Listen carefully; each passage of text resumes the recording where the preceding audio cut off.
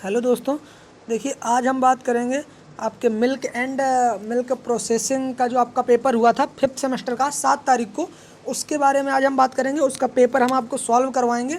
तो देखिए इसका जो है आपका पहला क्वेश्चन था कि प्लेट पास्चुराइजेशन में समय तापमान संयोजन है। प्लेट पास्चुराइजेशन में समय तापमान संयोजन है। इसका जो आपका राइट आंसर है वह है आपका ऑप्शन ए 63 डिग्री सेंटीग्रेड। ठीक है। उसके बाद अगला जो है आपका वह है कि दूध में सर्वाधिक ऊष्मा संवेदनशील विटामिन है। दूध में सर्वाधिक ऊष्मा संवेदनशील विटामिन है विटामिन डी। दूध की क्रीमी लेयर में पीला रंग किसके कारण होता है? तो वह है आपका ऑप्शन डी, ए और बी दोनों। कच्चे दूध की डिलीवरी के बाद निम्नलिखित में से कौन सी प्रक्रिया का पालन नहीं किया जाता है? तो वह हम नहीं कर सकते हैं, दूध की पैकिंग। मीन्स इसका जो राइट आंसर है वह है ऑप्शन डी। ठीक है। उसके बाद भैंस के दूध में कितने प्रतिशत पानी होता है? तो भैंस के दूध में 80 से 85% पानी होता है, यानी कि option C is the right answer. ठीक है। उसके बाद अगला क्वेश्चन है कि दुग्ध उत्पादन करने वाले अंग को क्या कहते हैं? दुग्ध उत्पादन करने वाले अंग को अडर कहा जाता है। क्या कहा जाता है? अडर कहा जाता है। और उसके बाद अगला क्वेश्चन है कि सेपरेटेड मिल्क में सेपरेटा दूध का औसत आपेक्षिक घनत्व क्या होता है?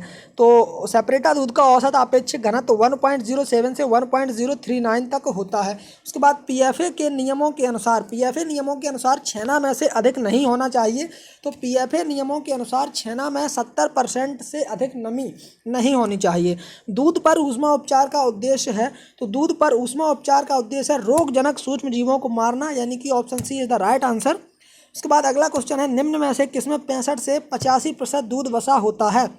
तो प्लास्टिक क्रीम में 65 से 85% दुग्ध क्रीम वसा होता है। ठीक है।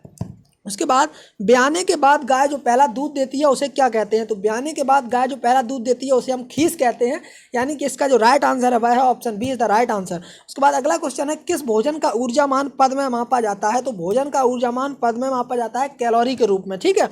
दूध जिसमें सारा पानी निकाला जाता है उसे कौन सा दूध कहते हैं? तो जब हम दूध से सारा पानी निकाल लेते हैं तो उसे हम कहते हैं मिल्क का पाउडर या मिल्क पाउडर। ठीक है।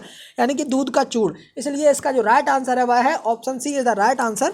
ठीक है। उसके बाद अगला है कि हिमांक बिंदु दूध में निम्नलिखित में से किस मिलावट की जांच करने में मदद करता है? तो हिमांक बिंदु पानी की मिलावट की जांच करने के लिए प्रयोग किया जाता है। दूध दोहन निम्न में से किस विधि द्वारा किया जाता है? तो मशीन द्वारा और हाथ द्वारा, दोनों द्वारा किया जाता है। इसीलिए option C is the right answer, machine और हाथ दोनों द्वारा किया जाता है। ठीक है। उसके बाद अगला क्वेश्चन है कि उस तापमान को परिभाषित करें जिस पर एक तरल गैस में बदल जाता है। मीन्स जो लिक्विड होता है वह गैसीय अवस्था में बदल जाता है, ऐसा एक तापमान बताइए। तो वह तापमान आपका वाष्पीकरण तापमान होता है।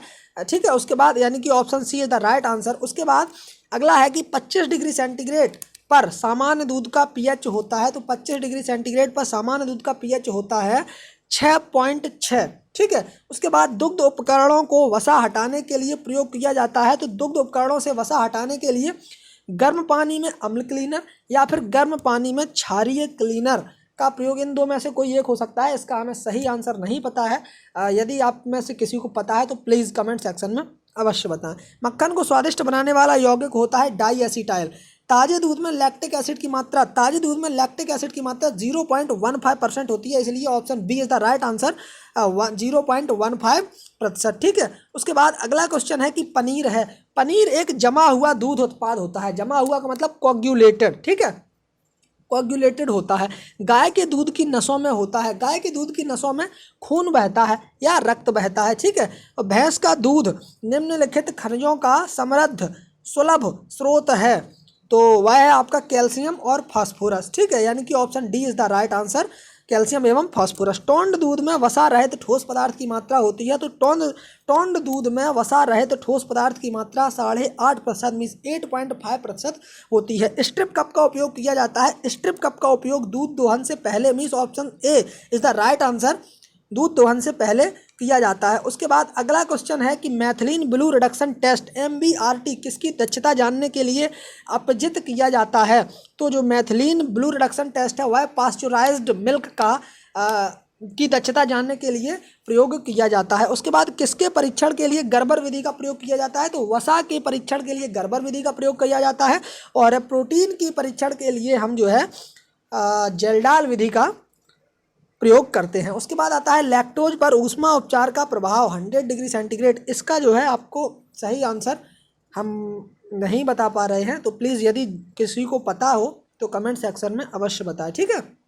दूध में सभी आवश्यक अमीनो अम्ल होते हैं, सही बात है, सत्य है कि दूध में सभी आवश्यक अमीनो अम्ल होते हैं। किस विलयन की अम्लता निम्नलिखित में से किस पर निर्भर करती है? तो अम्ल की मात्रा पर निर्भर करती है, इसलिए इसका राइट आंसर है option C is the right answer, अम्ल की मात्रा। उसके बाद अगला क्वेश्चन है कि प्रकृति का सबसे उत्तम भोजन क्या माना जाता है? तो प्रकृति का उत्तम भोजन दूध माना जाता है, option B is the right answer, दूध। निम्नलिखित में से कौन सा दूध प्रसंस्कृत दूध है?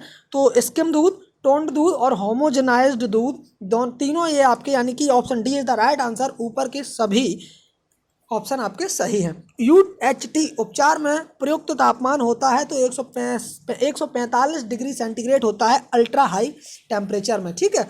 तो इसका option C is the right answer, 145 degree centigrade. दूध में पाश्चुरीकरण का क्या उद्देश्य होता है? तो दूध में पाश्चुरीकरण का उद्देश्य होता है रोग पैदा करने वाले जीवाणुओं को मारना, ठीक है। उसके बाद कैल्शियम के अधिक सेवन के लिए सलाह दी जाती है पूर्ण दूध के लिए, यानी कि option A is the right answer, पूर्ण दूध, ठीक है। उसके बाद अगला क्वेश्चन है कि लैक्टोज डाइसैकेराइड है जिसमें शामिल है तो ग्लूकोज प्लस गैलेक्टोज के द्वारा के मिलने से लैक्टोज का निर्माण होता है। लैक्टोज एक डाइसैकेराइड शुगर होती है, इसका option D is the right answer, glucose plus galactose. Rennet का संबंध किससे है? तो रेनेट का संबंध है वह आपका प्रोटीएज एंजाइम होता है उससे होता है, इसलिए option C is the right answer, protease. निम्नलिखित में से कौन सा एक जल घुलनशील विटामिन है? तो निम्नलिखित में से जो आपका जल में घुलनशील विटामिन होता है वह बी एंड सी होता है, इसमें बी ऑप्शन नहीं है इसलिए सी ऑप्शन दिया गया है, इसलिए option B is the right answer, vitamin C, ठीक है। निम्नलिखित में से कौन खीस के संबंध में सत्य नहीं है? तो सत्य नहीं है, तो इसमें सत्य नहीं है यानी कि ऑप्शन बी, इसमें संपूर्ण दूध की तुलना में अधिक प्रोटीन होता है, इसलिए इसका option B is the right answer, ठीक है। उसके बाद 40वां क्वेश्चन है कि गाय के दूध का जमांक बिंदु, फ्रीजिंग पॉइंट क्या होता है? तो गाय के दूध का जमांक बिंदु या कह सकते हैं हिमांक बिंदु क्या होता है? तो 0.55 डिग्री सेंटीग्रेड होता है, ठीक है। उसके बाद अगला क्वेश्चन है कि किस दूध से बेहतर गुणवत्ता का खोआ बनाया जाता है?